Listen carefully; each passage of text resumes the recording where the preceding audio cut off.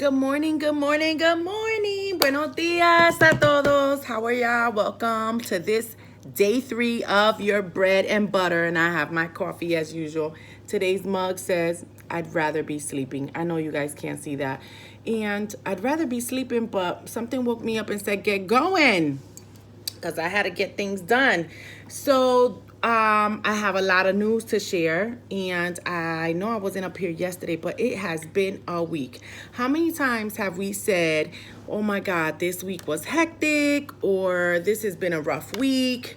I need to relax. I need a glass of wine. I need a cup of coffee. I need something. I need some ice cream. I don't know, something, right? This week was quite a week. And it's not that when we say those things, it has to be something negative. It could be full of positives. But it's just been filled with a lot of things, and we just need extra rest and extra time to establish ourselves or regain our focus or things that we need to do. So those things happen. So I want to talk to you a little bit today about faith or failure. I know a lot of people talk about faith, and I know a lot of people talk about failure in the word fear. Both of those are things that may seem to go together, but I want to tell you that faith and fear go together more than you think. So when many of you hear this, you're going to be like, oh, she's talking about church, or she's talking about God. And yes, there's a spiritual or a religious connotation to that, faith. Well, let me just give you a few definitions. But before we get there, I just want you to know the reason that people, when they're speakers or they're pastors or they are... oh my God, I can't think of the other appropriate ways to call prophets, evangelists, different religions hold different titles, bishops, apostles, and I want to encompass all of them because irrespective of what you believe in, you are either giving off faith or giving off fear. So definitions are given so that it could recapture your mind, okay, and get you to thinking, oh my God, that's what it means. Even though we know what some of these things mean superficially on top of it, but when you look it up and you understand it a little bit further, you are able to then grasp some of the things that are going on in your life, some of the things that you're doing, and how to move forward. So definitions, quotes, we say memes now, but a lot of these different sayings really always capture me because they get me to think. It's the little things that get my mind kind of rolling.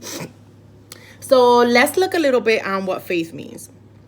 Faith is your complete trust in someone, which for many people, spiritual, religious, or doctrine-oriented people believe in God, believe in Muhammad, believe in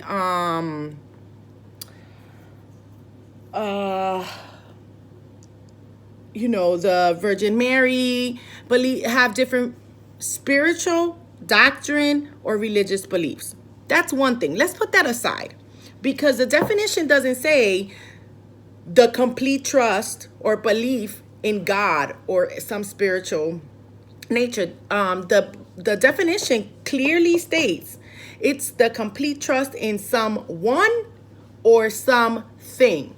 So I remember when I was in Bible school, the example someone gave me, not Bible school, Sunday school, I was younger, and it was a great example. She said, our teacher said to us, when you go to open the door to your house, you believe that when you put in the key, it's going to turn the knob. You just automatically believe. You don't say, okay, I'm going to believe that this is going to open. You don't concentrate on that. You just think it's going to happen. When you go to turn the switch up or down of a light, you believe that it is going to turn on. People just say, oh no, I think it's going to happen. No, you're believing that it's going to happen because that's why you turned the switch up or you turned it off. When it doesn't happen, you're like, wait, what happened? This is supposed to happen.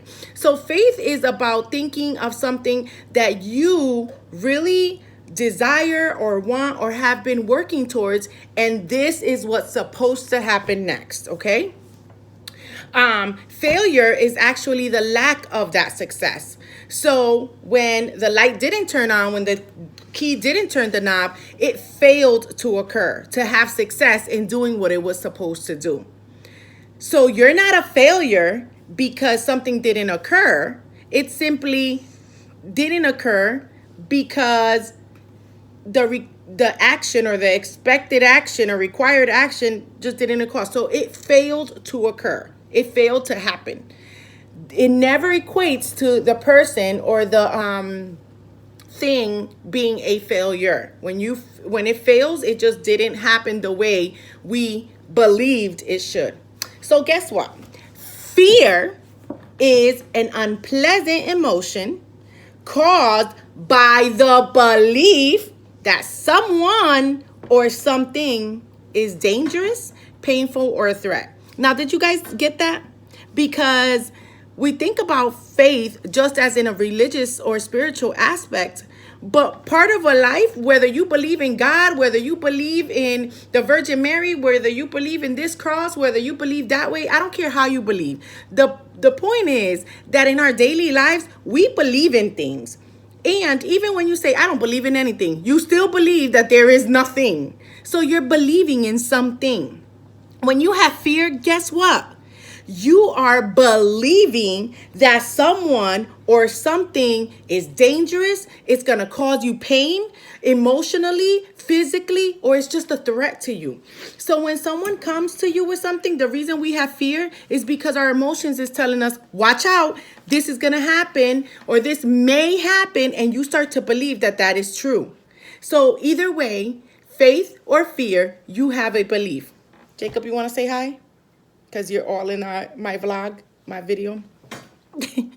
So anyways, I want to keep this as brief as possible so that Instagram TV could keep it. I just want to encourage you to start looking at how you take your daily lives. It's hard to believe positively nowadays. But for some of us, it's like a natural thing to do. What happens?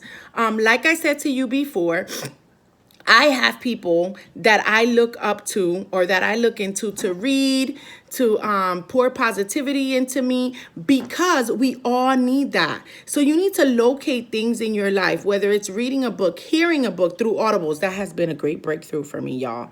So I've been reaching my goal of reading books. Having someone hold you accountable, having someone pour in positivity, or just refusing to look at the negative things of life. It is hard because it's all over. And when our emotion strikes, our body wants to run from something or fight against it. It's just a natural, innate thing that our body has, because when something attacks it, it is going to try to fight it off, just like an illness, or it's going to break down and say, I can't do this. So you, in your mind, have to be set and ready to say, I am going to believe positive and have faith, or I'm going to believe negative and have fear. And I know that may be something common that we've been listening to lately, but no matter where your walk is or what you're doing, I need you every day to wake up and say, I'd rather have fear, or I'd rather have faith. And when you start to say, I'm scared, or I don't know if I can do this, then you're saying to yourself, I'd rather have fear. And if you don't want to be that person, then you need to rearrange your mind and start saying, I'd rather have faith.